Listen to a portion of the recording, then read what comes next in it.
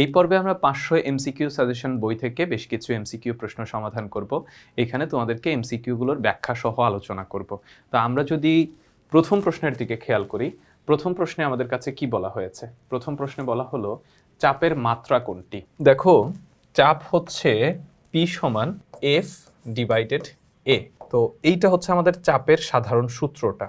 তো আমরা এখানে এফ এর পরিবর্তে লিখতে পারি হচ্ছে এম এ ডিভাইডেড এ, অথবা এমজি লেখা যায়, যে কোনোটাই লেখা হোক, ত্বরণ বোঝানো হচ্ছে।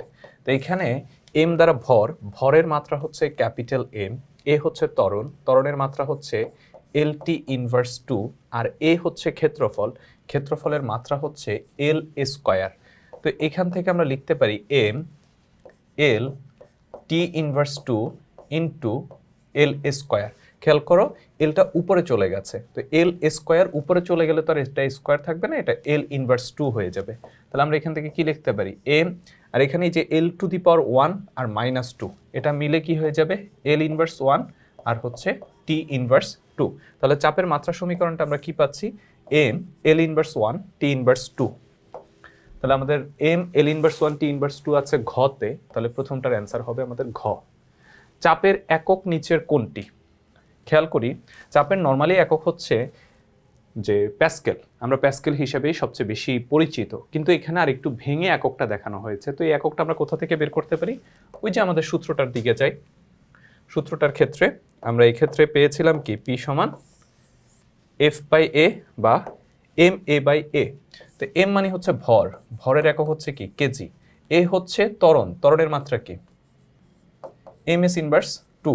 আর এ হচ্ছে ক্ষেত্রফলের মাত্রা হচ্ছে একক হচ্ছে বর্গমিটার। ভরের একক হচ্ছে কেজি, ত্বরণের একক হচ্ছে মিটার পার সেকেন্ড স্কয়ার, আর ক্ষেত্রফলের একক হচ্ছে বর্গমিটার। তাহলে আমরা এখান থেকে লিখতে পারি কেজি। একই প্রসিডিউরে এম স্কয়ার উপরে চলে গেলে এম ইনভার্স 2 আর এম টু দি পাওয়ার 1, দুইটা মিলে কি হয়ে যাবে? এম ইনভার্স 1 আর হচ্ছে এস ইনভার্স 2। তাহলে আমাদের চাপের যে এককটা সেটা পাচ্ছি kg per metre per second square. Kg per metre per second square কোথায় পাচ্ছি? কতে। তাহলে 2 এর অ্যান্সার হচ্ছে ক। প্রেসার কুকারে কোনটা ঘটে সেটা আমাদেরকে বলা হয়েছে, জিজ্ঞেস করা হয়েছে। তো এই ক্ষেত্রে খেয়াল করো, পানির স্ফুটনাঙ্ক কমে যায়। প্রেসার কুকারে কিন্তু পানির স্ফুটনাঙ্ক কমে না, প্রেসার কুকারে পানির স্ফুটনাঙ্ক বেড়ে যায়। তাহলে প্রথমটা হবে না। তারপরে এই ক্ষেত্রে চাপ কমে যায় না, এখানে যেহেতু বাতাসকে আবদ্ধ করে রাখা হয় বা ধোঁয়াকে বাষ্পকে যেহেতু আবদ্ধ করে রাখা হয়, তাহলে এই ক্ষেত্রে চাপের পরিমাণ বৃদ্ধি পায়। তাপমাত্রা কম থাকে না। সুতরাং এই ক্ষেত্রে অ্যান্সার ঘটবে কি? তাড়াতাড়ি সিদ্ধ হয়। কেন? কারণ হচ্ছে আমাদের এই ক্ষেত্রে পানির যেই চাপের বেশির পরিমাণ হওয়ার কারণে পানির স্ফুটনাঙ্কের পরিমাণ বেড়ে যায়। স্ফুটনাঙ্কের পরিমাণ বেড়ে যাওয়ার কারণে তাপ ভেতরে থাকা যে তরকারির মধ্যে বা বিভিন্ন পদার্থের মধ্যে হচ্ছে বেশি পরিমাণে ঘোরাঘুরি করতে পারে, তাই তাড়াতাড়ি সিদ্ধ হয়ে যায়। 4 নম্বর প্রশ্নের ক্ষেত্রে আমরা একটু খেয়াল করি, সমুদ্রের 210 মিটার গভীরতায় চাপের পরিমাণ কোনটি? সমুদ্রের 210 মিটার গভীরতায় চাপের পরিমাণ কোনটি? তো চাপ নির্ণয় সূত্র কি? চাপ নির্ণয় সূত্র হচ্ছে পি সমান এইচ রো জি, তরলের অভ্যন্তরে কোনো বিন্দুতে চাপ নির্ণয় সূত্র। তো এইচ হচ্ছে আমাদের গভীরতা কত বলে দেওয়া আছে? 210, আর এই ক্ষেত্রে ঘনত্বের পরিমাণ বলা আছে 1025। তাহলে এইচ হচ্ছে 210, ঘনত্ব হচ্ছে 1025, জি হচ্ছে 9.8। আমরা ক্যালকুলেশন করলে কত পাচ্ছি? আমরা পাচ্ছি 2109450। এটা হচ্ছে প্যাসকেল ইউনিটে, কিন্তু আমরা এটাকে অ্যাটমসফিয়ারে নিতে হলে 101,325 দ্বারা ভাগ করতে হবে।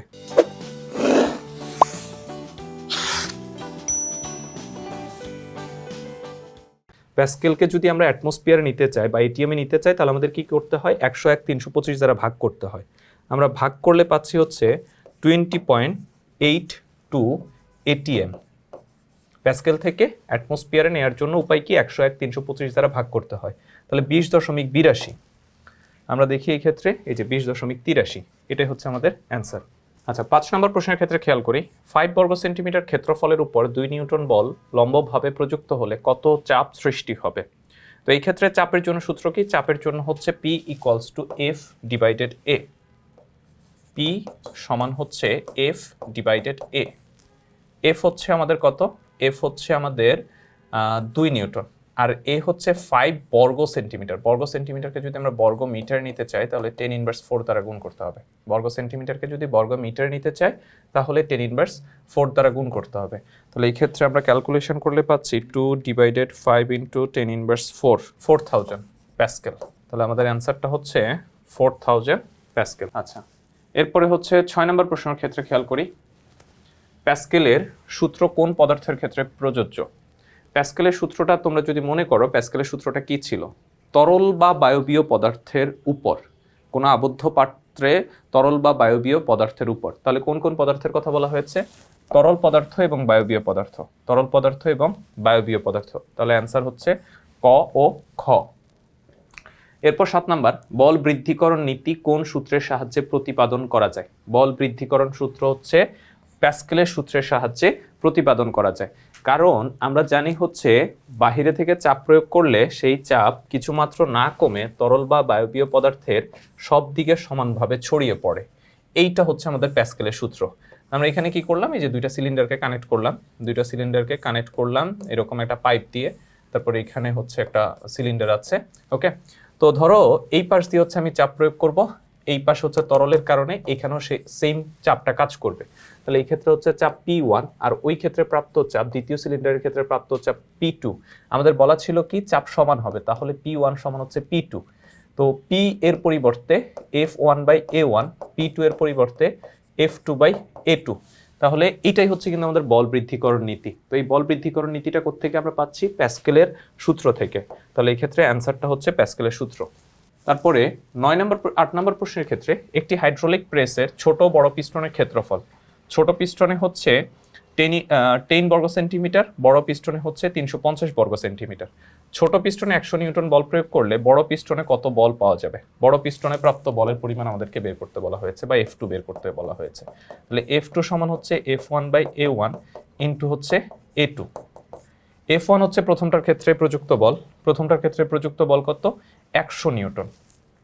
প্রথমটার ক্ষেত্রে প্রযুক্ত বল হচ্ছে 100 নিউটন। A1 হচ্ছে প্রথমটার ক্ষেত্রে ক্ষেত্রফল হচ্ছে কত? 10 বর্গ সেন্টিমিটার। 10 বর্গ সেন্টিমিটারকে যদি আমরা মিটারে নিতে চাই তাহলে 10 ইন্টু 10 ইনভার্স 4। আর A2 অর্থাৎ দ্বিতীয়টার ক্ষেত্রফল, সেটা বলা আছে 350 বর্গ সেন্টিমিটার। তাহলে 350 ইন্টু 10 ইনভার্স 4। এখানে একটা জিনিস একটু খেয়াল করে দেখো, এই যে 10 ইনভার্স 4 আর এই 10 ইনভার্স 4 কাটাকাটি চলে যাচ্ছে। তার মানে আমাদের এই ক্ষেত্রে ইউনিট যদি আমরা চেঞ্জও না করতাম তাও রেজাল্ট সেম আসতো, কারণ চেঞ্জ করলে আমরা সেম রেজাল্টটাই পাচ্ছি। তাহলে এক্ষেত্রে অ্যান্সার হবে কত? 100 ইন্টু 350 ডিভাইডেড হচ্ছে 10। তাহলে আমরা পাচ্ছি হচ্ছে 3500 নিউটন। 3500 নিউটন।